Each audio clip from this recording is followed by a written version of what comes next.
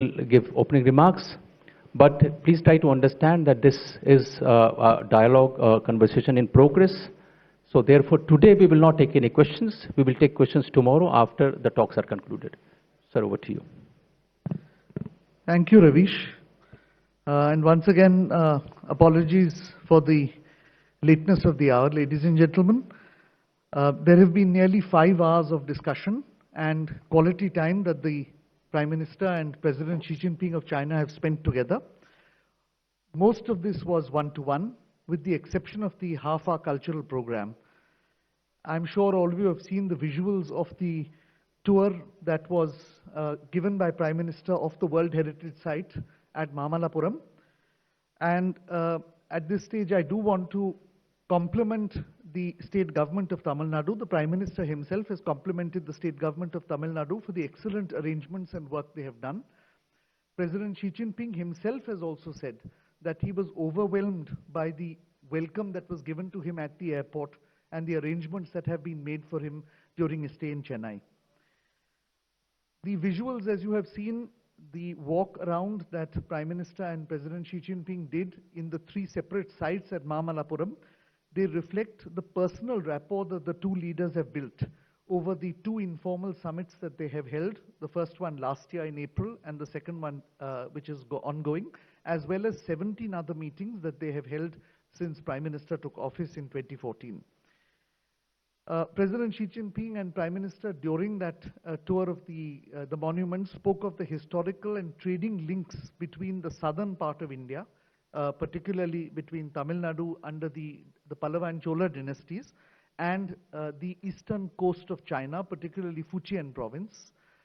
They both referred to a port city called Quanzhou in Fujian, where recently Tamil inscriptions and fragments of architecture reflecting a possible temple built by Tamil traders in the 12th century has been discovered. President Xi Jinping also said he was aware of this.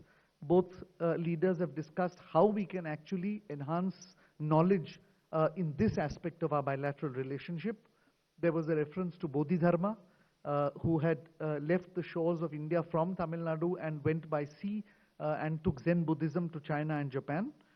The Prime Minister also explained the significance of the World Heritage Site. At Arjuna's Penance, which is one of the national treasures that we have, the Prime Minister explained the underlying philosophical ethos, which was that man and nature live in harmony with each other, and that the bas-relief, the carvings on this particular monument reflect that harmony between man and nature. And similarly, when he took President Xi Jinping to the Ganesh Rath, he explained that this was a temple where 1300 years after its construction under the Pallava dynasty, it continues to be part of our living culture and our living civilization. Worship takes place in this temple also today. India, like China, is a civilization with a long and continuous history. The cultural program, ladies and gentlemen, I'm sure you would have seen it went out live. We greatly appreciate the work done by Kalakshetra, the huge effort put in by all the artists, both the people who danced and the musical accompaniment. And Prime Minister and President Xi were delighted with the performance, and they took a photograph, they spoke to the artists, they congratulated them. The discussions that took place over the meal actually stretched over 150 minutes, roughly 2.5 hours, and this was well beyond the planned time for the discussions. Discussions were very open and cordial. This was quality time that the two leaders spent together one-on-one. The rest of the two delegations were in fact in a separate location having dinner. The two leaders had a detailed discussion on their respective national visions, on their governance priorities. The Prime Minister explained that having been recently re-elected to a second term, he had received a renewed mandate for economic development. And President Xi Jinping, of course, while acknowledging that Prime Minister had got a mandate, said that he was looking forward to working very closely with the Prime Minister on all issues during the next 4.5 years. They also spoke about other developmental priorities. In particular, there was some discussion on trade-related issues. on economic issues, on trying to identify areas for investment that the two countries could to encourage, and also on how to enhance the trade volume and the trade value. And in this also obviously included the issue of the trade deficit that exists and the unbalanced trade that exists. Some of the other topics included the challenges that both countries face on account of terrorism. There was an acknowledgement that both countries are very complex, they are very diverse. Both leaders said that these were large countries and that radicalization was a matter of concern to both, and that both would work together to see that radicalization and terrorism did not affect the fabric of our multicultural, multi-ethnic, multi-religious societies. And there was a general sense that both leaders had that this was a common challenge that we face and that we will work together to overcome it. Broadly, today's discussion focused on the national visions and on how to progress bilateral relations. Tomorrow's discussion, where there will be continuing one-to-one meetings, will focus on international issues and on regional issues, although, of course, the two leaders are free to discuss all other issues as well. This, ladies and gentlemen, is what I can share with you today because these are still ongoing discussions. So I have to respect the privacy of both sides. And I hope that tomorrow, at the end of the informal summit, I will be able to share in greater detail what the issues were that were discussed by the two leaders. Thank you. Thank you. Thank you. And Sridhar, we have already explained, no questions today. Please respect that. I think, these discussions are ongoing. We will take questions tomorrow when we do the briefing. Thank you very much. Thank you. Thank you, ladies and gentlemen.